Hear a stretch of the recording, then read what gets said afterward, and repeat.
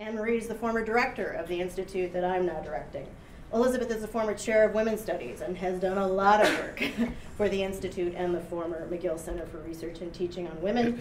And Brian was a key architect behind the development of our undergraduate program in sexual diversity studies. So I have a lot to thank them for in terms of what's possible to do here at McGill.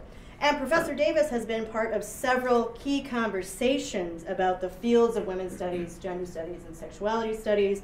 And if you're interested, you can find some of them on YouTube after the event, please. Wow. Brian will be providing you all with more proper biographies of our panelists and will moderate the conversation. He will also tell you about how the conversation is going to proceed. Before I turn things over to him, I do want to thank Professor John Sosky. I think he's in the back over here somewhere. Professor John, can you just raise your hand for us? Thank you so much. Professor in the Department of History and Classical Studies, who was responsible, largely responsible for bringing Professor Davis to McGill to give a public lecture last night through the Beatty Memorial Fund, which was fabulous. Thank you for that. He also came up with the idea for the event and was a key organizer of this afternoon's conversation. I want to thank him for bringing such a great idea to us at the Institute, so thanks, John.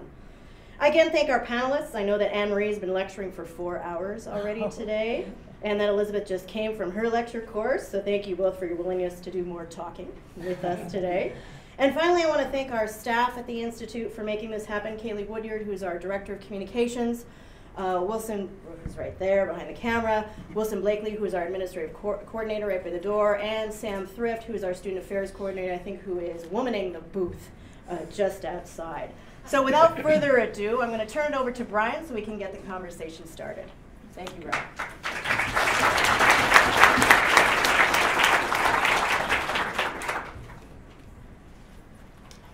Thank you very much, Kerry. Welcome to you all. I think it's often said that there is no more romantic place to be on St. Valentine's Day than Leacock 232. Canoodling at the back is allowed today only, but please remember that you are on camera.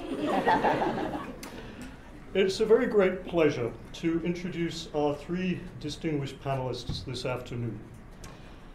Most historians are not well known outside the small plots of lands that they cultivate. Most of us are legends only in our own lounges, if that. Natalie Zemon Davis is one of the rare exceptions, renowned not only across the historical profession, but also in allied disciplines and even beyond the campus. In a teaching career spent at Brown University, University of Toronto, UC Berkeley, and Princeton, she has mapped out and lived many of the big transitions in social and cultural history over the past half-century. She was, for example, one of the first in North America to teach a course on women's history at U of T in 1971. Her succession of books and essays, including The Return of Martin Guerre, Fiction in the Archives, Pardon Tales, and Their Tellers in 16th Century France, Trickster Travels, and most notably for this panel, Women on the Margins, have transformed scholars' understanding of the early modern world. She is a past president of the American Historical Association, the 2010 recipient of the Holberg Prize, the nearest equivalent for historians of a Nobel Prize, and last summer she was made a Companion of the Order of Canada, this country's highest honor. Annmarie Adams is a graduate of McGill and of UC Berkeley. She is director and William C. MacDonald professor at McGill School of Architecture, a past director of the IGSF, as you've heard, and chair of the Canadian Council of University Schools of Architecture.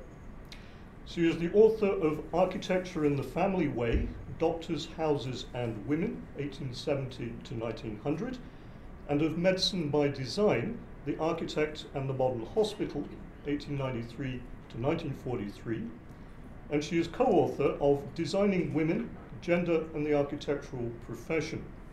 She is the recipient of numerous awards, including the Jason Hanna Medal from the Royal Society of Canada, and a YWCA Woman of Distinction Prize. Her current work focuses on bodies and space, including a study of gender-variant children at home, the design of long-term care institutions, and how hospitals cope with death. Her upcoming book on that topic will be called Death Comes to the Hospital, a wonderful title. Elizabeth Elbourne is my boss. So say something nice. So I really do have to get this right. Elizabeth is a graduate of U of T and of Oxford University, where she was a Rhodes Scholar. She is the chair of the Department of History and Classical Studies at McGill and a former chair, again, as we've heard, of the Women's Studies Advisory Committee. As well as an astonishing number of articles and book chapters, she is the author of Blood Ground, Colonialism, Missions, and the Contest for Christianity in the Cape Colony and Britain, 1799 to 1853, which won the Wallace Ferguson Prize of the Canadian Historical Society and the Joel Gregory Prize of the Canadian Association of African Studies. Her current massive project is a comparative study of Indigenous settler relations and humanitarian intervention in the white settler colonies of the British Empire, as well as studies of particular white women involved in abolitionist and Aboriginal rights movements, with a focus on the ambiguities of gender and colonialism. Welcome to you all.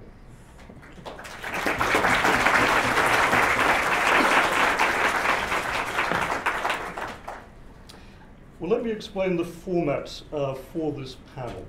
The idea behind the event is to draw on themes inspired by Natalie's work in order to explore broader questions, especially in women's gender and sexuality studies. Each of our panelists will be speaking for a few minutes about her own intellectual trajectory and some of the current concerns of her work as related to the broad topic of the panel. I will then follow up with some questions to facilitate the conversation. My role here is to be a kind of a Michael Enright on CBC Radio's Sunday edition. Those of you familiar with that, I don't quite have the right plummy, mellifluous radio voice, but I'm working on it. And then after that, we're going to open it up to you, the audience, for questions and discussion. So let's begin with Natalie's opening statement. Thank you very much, and thank you for the invitation. The pleasure of being with Anne and Elizabeth and with you. Sorry. So thank you very much for this invitation to be here, to be part of this exciting discussion, to be sitting between Elizabeth and Anne, and thank you for your introduction. I have lived such a long time that my 5 to 10 minutes of describing my trajectory is going to be very compressed. We're going to do decades in seconds. I began back in the 1950s, and I'd say on into part of the 60s, as a social historian, a social economic historian. And I think, Brian, you began similarly. I think your own work on the socioeconomic history of British industry and workers. A number of us in gender studies began, Joan Scott, began with that kind of start, with workers, artisans as our base. We were sort of used to doing, scrounging around for research sources for a topic that at the time we began it was unusual. So I began as a social economic historian, working on artisans, printing workers especially in the French city of Lyon, and the women as actors were present in some of those early studies. Thinking of Anne's work on hospitals, one of my early papers, done partly in connection with my earliest doctoral work, was on the poor of Lyon and the hospitals which received orphans. So women were, of course, actors, were present in that story, but they weren't central issues. Gender was not a central analytical category, to use Joan Scott's phrase. By the end of the 60s and the 70s, my work shifted. It still remained in France in the next 2 decades, shifted beyond the urban setting of Lyon to include rural settings in many other cities. And the most important shift was adding to social history. And I've never set aside social history or socioeconomic, adding to it as a continually important element of posing questions and looking for sources.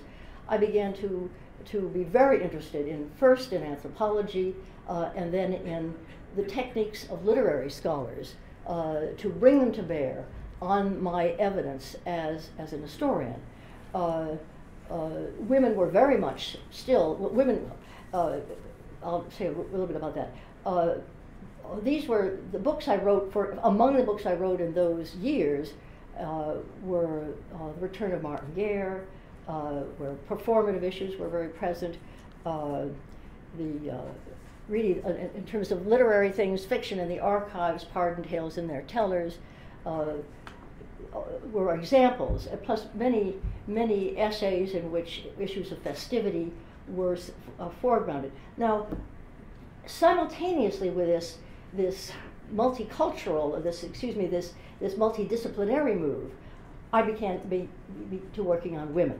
My first essay, I think, was published in 1971, exactly at the time that I began to move into thinking about anthropology, and as I also began to think about working on rural figures in France.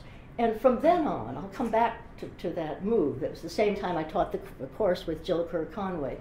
From then on, women were simply part of the topic, and gender issues were part of the theme. So that when I did The Return of Martin Guerre, Bertrand was as major a figure, and thinking about her as a woman and her particular choices as a woman, as Arnaud de T, the dazzling imposter, or Martin Guerre, the husband who went away. And I'll come back to fiction and the artists, but women then just became more than just occasional actors. They became central to that period. The third, and I know I'm just zipping ahead, the third shift in my work, when I think about it, was really not till the late 80s and 90s, where I began to do research beyond France and beyond the Catholic and Protestant groups that had interested me, and worked, Women on the Margins was the book in which I did Catholic women, Protestant women, and a Jewish woman, and moved for the first time from Europe to the Caribbean in the case of the Protestant woman who spent several years in Suriname, looking at its flora and fauna, especially at its insects, Maria Sibylla Marion, and to Quebec with Marie de l'Incarnation and the indigenous peoples whom she hoped to convert to Christianity. And that, for me, was an extremely important geographical move in which these historical, social, cultural, anthropological approaches, literary approaches, indeed, could be put to work. And then finally, and again, I'm just using these big categories, starting in the late 1990s and up till today, to really work beyond Europe. That is, to try to situate myself as an historian who was not only working on Europe or looking at things from a European perspective, but to shift perspectives constantly. And the books, the main examples, I have continued to do during that time things on France. My book on the gift in 16th century France, I published in 2000, but at the same time, the Trickster Travels, which is, for those of you who don't know, it is about a North African Muslim, Arab, who spends part of his life, having been kidnapped by pirates, in France, in Italy, for a time as a Christian.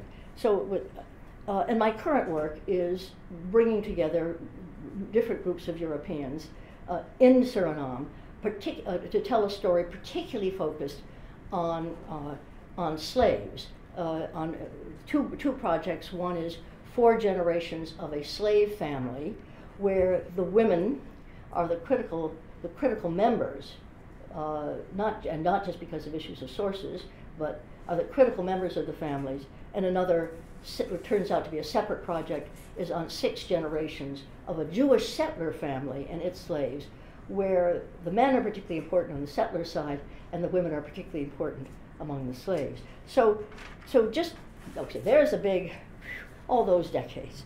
But just to give you a sense of the categories. Now, gender, just to make a few comments, gender has been important both in terms of discovery and in terms of opening out new vistas for me, really at each point after, partly as a result of my working with Jill Conway, I began to see how central and creative gender could be in thinking about history. For instance, when I said I moved to anthropology, this partly came about because I was puzzled by certain carnivalesque features of artisanal life, especially kept by men. I was interested in peasants, but it especially came about in the early 70s because I was teaching and trying to understand women. And there was no way, back at that period, that I could ask the kinds of questions that I could think about how to get source materials without looking at what anthropologists were doing. At that Shelley Rosaldo, for some of those who remember those earlier periods, and others, they were working on the Philippines or wherever. It wasn't that I could use their source material. It was the kinds of questions that they were asking about family life, about sexuality, that weren't being necessarily asked by social historians at the time. So there was just no way that you could teach. That I could conceive of teaching a course on the history of women and gender. I called my course, with Jill and I called our course Society and the Sexes. That was what we called it in 1971. But it was always a comparative course. When I got to Princeton, I taught the course with an anthropologist. So as I say, that particular move wasn't only generated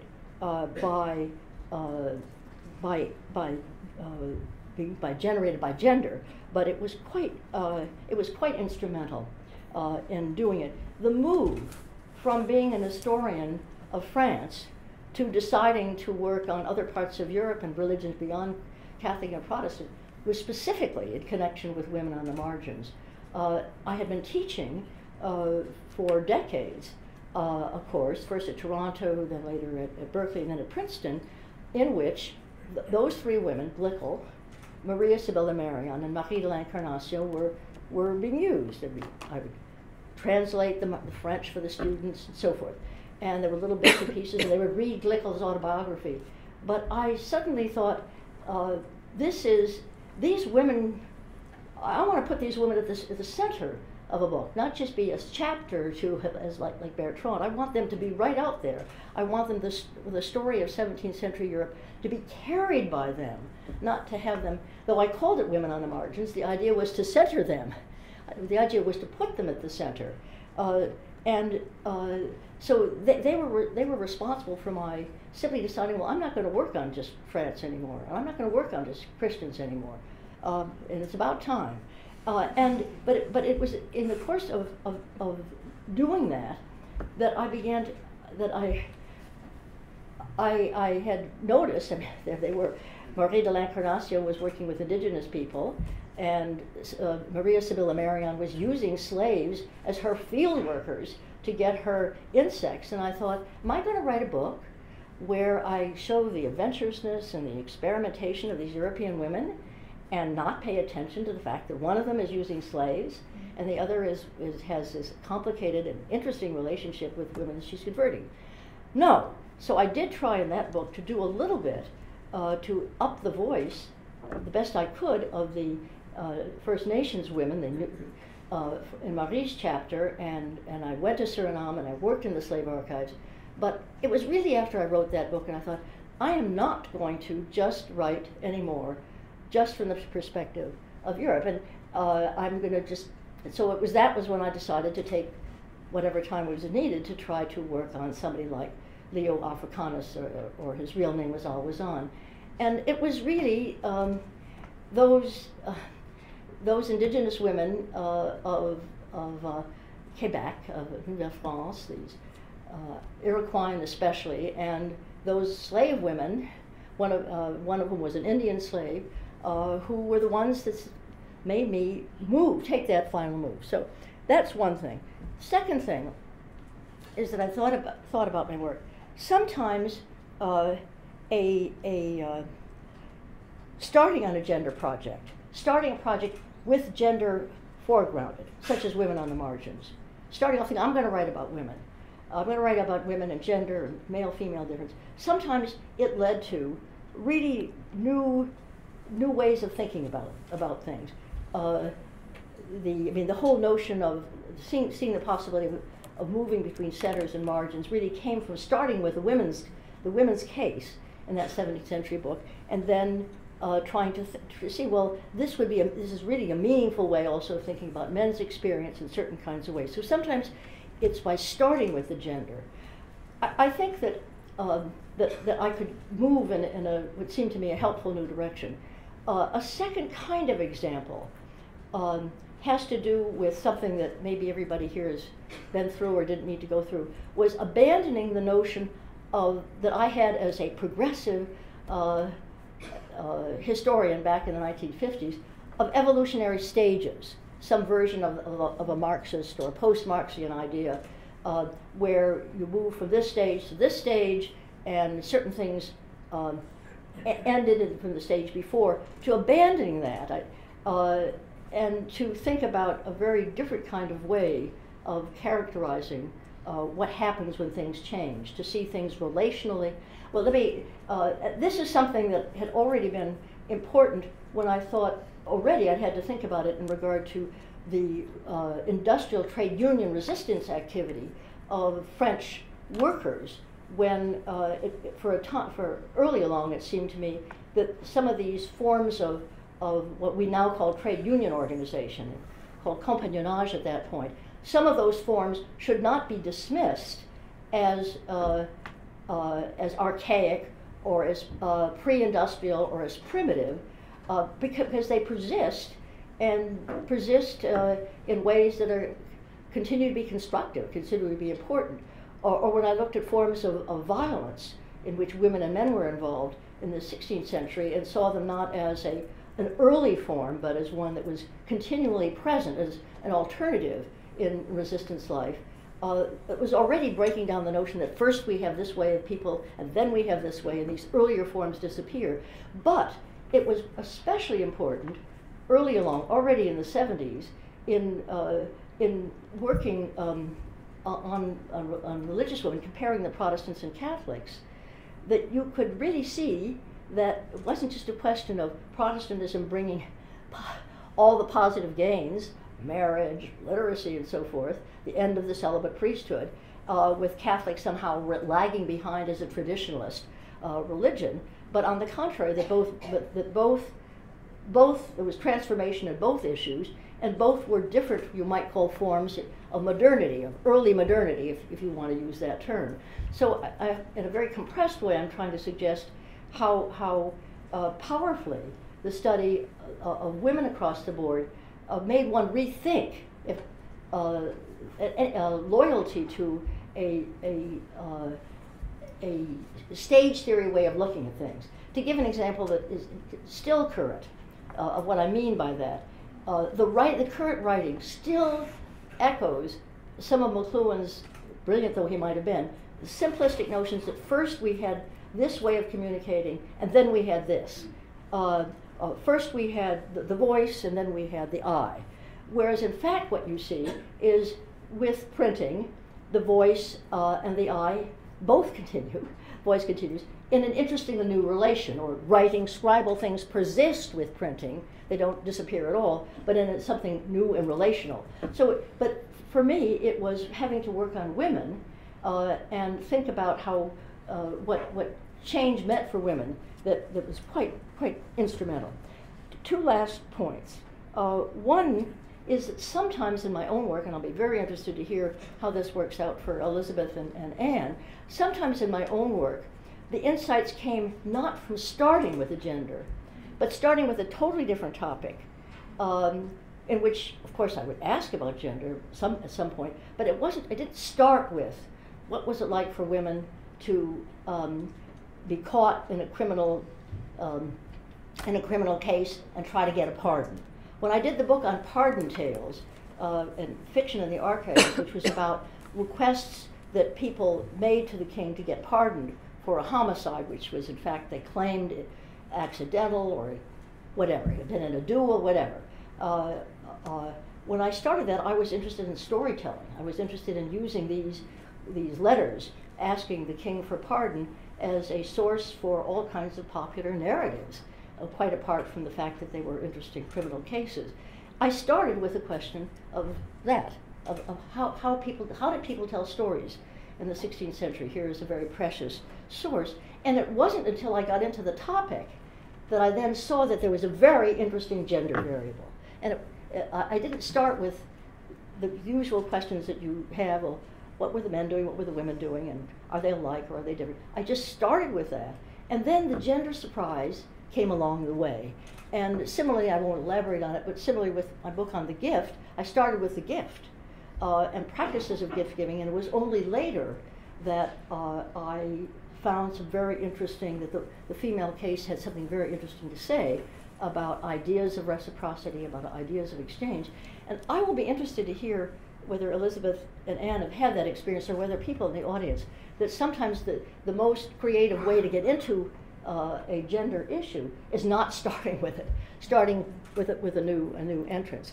Well, the final thing here are just to, without elaborating, say some questions that either things I've been thinking a lot about and still continue to be very important in the work I'm doing on slavery, and I'm wondering if others have not answers, but just two things that have been part of my reflection over all of this period of time, but that gender made me especially think about. One was the question of people having multiple identities rather than single identities, multiple identities, multiple sites, and allied with, which might place them sometimes in a relationship to other women or other men, other times with cross-gender associations. And allied with that, the constructing of relations both in terms of asymmetries of power, that is, situations where you're talking about resistance or domination and its variants, but always simultaneously trying to look at relations of exchange or reciprocity, or its variants. That is, and those of you who are working on gender or peasant studies or slavery, anything, will be constantly, I'm sure, thinking about whether you're going to construct the issue in terms of which polarity you're going to choose. That has been ever since the 70s has been a recurring issue in my own work.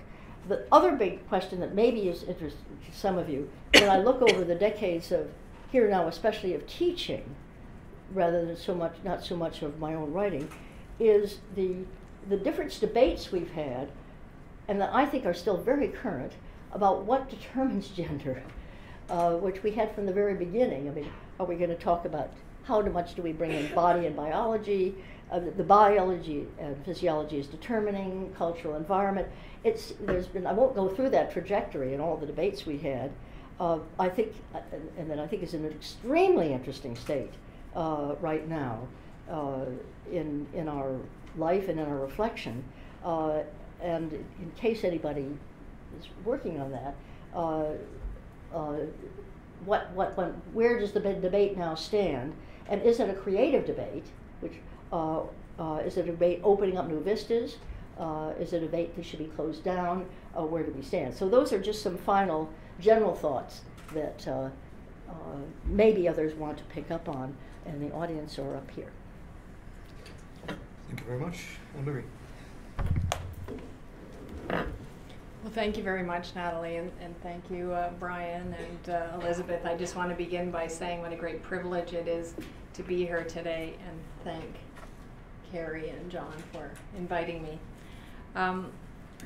like you, Natalie, I didn't begin with gender questions, but came upon gender as a great surprise and as a way to understand questions which had stayed with me for many years in school. I think as a McGill undergraduate in the 1970s, I was just simply too naive to even think about gender issues. What I really wanted to do was understand as much as I could about the visual and the material world, which I loved, and especially the built environment. So I studied art history because I thought that was the way to simply sit in dark rooms and look at images of beautiful things.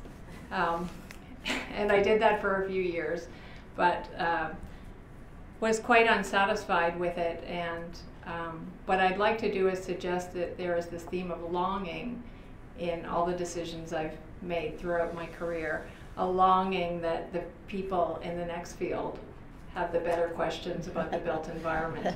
So when I was studying art history here just in the arts building next door, I met a bunch of architecture students. They took some art history classes, and it seemed to me that they understood more about architecture than the art historians did, and they convinced me that I could take a course in the School of Architecture, but warned me that the professor, Professor Peter Collins, hated art historians and hated students who were not in the School of Architecture. So I summoned up my best courage and went and asked Professor Collins if I could take his class. And in fact, he immediately told me that art historians were only good for cocktail parties, but that he would let me in his class. It changed my life, and in fact, I think it's kind of interesting that a whole series of extremely conservative, rigorous scholars have pushed me further and further into women's studies. Peter Collins also committed suicide the year that I studied with him, which also changed my life. He told me to go to UC Berkeley before he died, and I bought a car and drove to California as fast as I could, trying to become an architect. So I studied architecture at UC Berkeley, many worlds away from the arts building at McGill, it seemed. And it seemed to me that the architectural historians understood buildings far better than the architects. So in fact, I started moving towards architectural history, and immediately when I graduated with my professional degree, signed up for a PhD in architectural history, studied with Del Upton, not a very conservative but very rigorous scholar, and decided to do a dissertation inspired by Gwendolyn Wright's Moralism in the Model Home. Wright had been a PhD student a generation ahead of me at Berkeley. She had studied American homes, so everyone said, why don't you just do a British Gwen Wright study and you'll get a job in Canada. So that's what I did. And I raced off I got a shirk grant, because everybody got shirk back then. It's not like it was today. I raced off to England to study in the best architecture library in the world, the Royal Institute of British Architects. I got there with my shirk grant, and there was a sign on the door saying it was closed for renovations for 6 months. You know, it was before the internet, and there was just no way you could know that your library was closed unless you had telephoned. So I was really embarrassed, and I didn't want to tell my advisor. But somebody said to me, well, the Wellcome Institute, this really cool library about a mile away, has all this architectural stuff that nobody uses, but it's kind of has to do with medicine. So if you could just angle your dissertation to be a bit more about health, you'd be all set. So it sounded like a really good idea, and I met a bunch of history of medicine students. I had never studied history of medicine. They took me in, I joined their reading groups, they taught me everything they know, and I wrote Architecture in the Family Way, and I've been writing about women, gender, and health since then. I think my real interest in gender came from being in a male-dominated profession.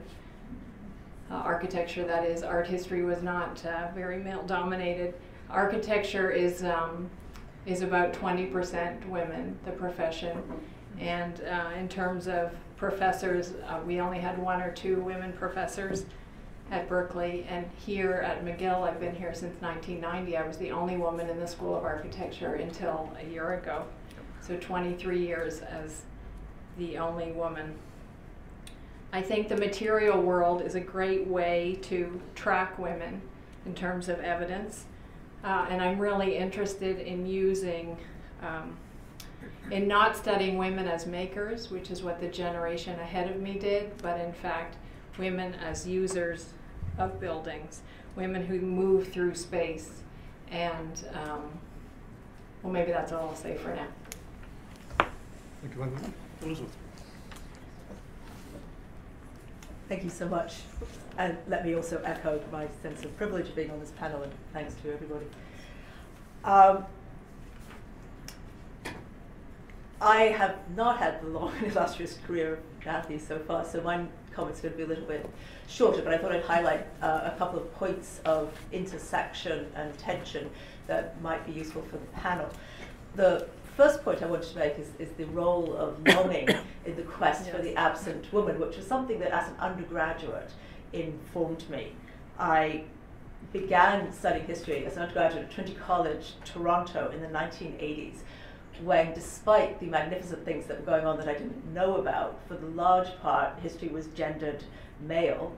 In my core disciplines, I had precisely 1 female professor in history over the course of both my BA and MA, 1 visiting sessional professor in philosophy in what was considered the slightly girly field of aesthetics, and 1 female teaching assistant. A professor once asked me to switch conferences because he didn't want to have too many girls in a single place because they wouldn't say anything. And I remember being happy to catch the occasional glimpse of a queen going by. And this was entirely consonant, even in the 80s, with an outside world where there seemingly were no female disc jockeys, drummers in rock bands, bus drivers, garbage collectors, sports writers, or priests, and precious few doctors. So the absence of female professors was less remarked upon. And of course there was feminism on campus, of course there was a lively feminist movement, if only I had known where to look. But my kind of experience as a beginning student was experiencing absence and a longing to replace, which I think is something that's missing from the experience of undergraduates today. And as an older person, that's something that's hard to remember when interacting with younger students who don't have that formative experience of the missing women. And that always gave me a profound sense of the necessity of returning to women despite the multiple shifts in the field. So in that sense, women's history came as a revelation and relief. The second point I wanted to make, however, was that the intersection of women's history with gender, or with race and class, is of course, deeply complicated. The idea of women's history is intrinsically liberating, as we all know. And in my own personal trajectory, I turned to South African history, became very interested in the intersections between British issues and South African issues, looking at colonialism in 18th and 19th century South Africa. And it became, really, in the atmosphere of the 1980s, extraordinarily difficult to talk about women's history as an intrinsically liberatory phenomenon in a context of apartheid South Africa, in which I would say, on the one hand, radical historians who dominated the field focused intensely on class and on the need for history to be a liberating history that could write against the dictates of apartheid, or black consciousness writers for whom ideas about common blackness, identity forged through oppression, also trumped notions of gender. So in that context, to write about gender, particularly as a white outsider, seemed almost like a spurious way to claim a kind of privilege. Could we evacuate the guilt of colonialism by making links between women? And clearly often the answer was no, this is a dangerous enterprise. Looking back, I think that eviscerated many things that we should have talked about, including things like gender violence, which was simply unexpressible in the context of debating apartheid South Africa, and yet which seemed to me to have, as modern current events suggest, to have been deeply important. So it seemed to me that just as I discovered women's history, it became deeply complicated by the intersecting oppressions of race and class in a colonial context that seemed to suggest that women's history in and of itself could be a way to escape the complications of colonial privilege. So I think that is perhaps the second overarching thing that for me has always informed ways of thinking about gender and women. A third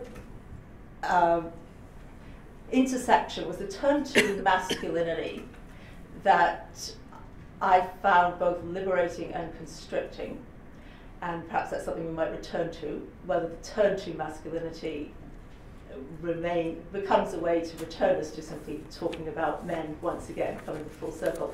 But in my own work on colonialism, I have found it very useful to think about masculinity as a critical tool of colonialism, as a way of emasculating the colonized, of entrenching colonialism. I consider performances of masculinity on the part of the colonized as a tool to combat colonialism. So I see masculinity as a critical site of struggle in colonial ventures. Subsequent work on sexuality and slavery underscores for me also the enormous importance of, again, performances of honor, of systems of honor, of claims about masculinity intersecting with sexual oppression and with slavery. So I have found that actually a very enormously useful way of opening up the field. So I'll leave that as a third category, questions around masculinity and the turn towards masculinity and focus on male experience. In my more recent work, I've been somewhat inspired actually by the wonderful, but by Natalie's concerns. I've been trying to look at settler indigenous relationships in a very large picture, but trying to keep it small by focusing on particular families. I'm looking at 3 families that moved in complicated ways through colonial space in the late 18th to early 19th century. One Mohawk family, a white settler family, and a humanitarian family based in Britain.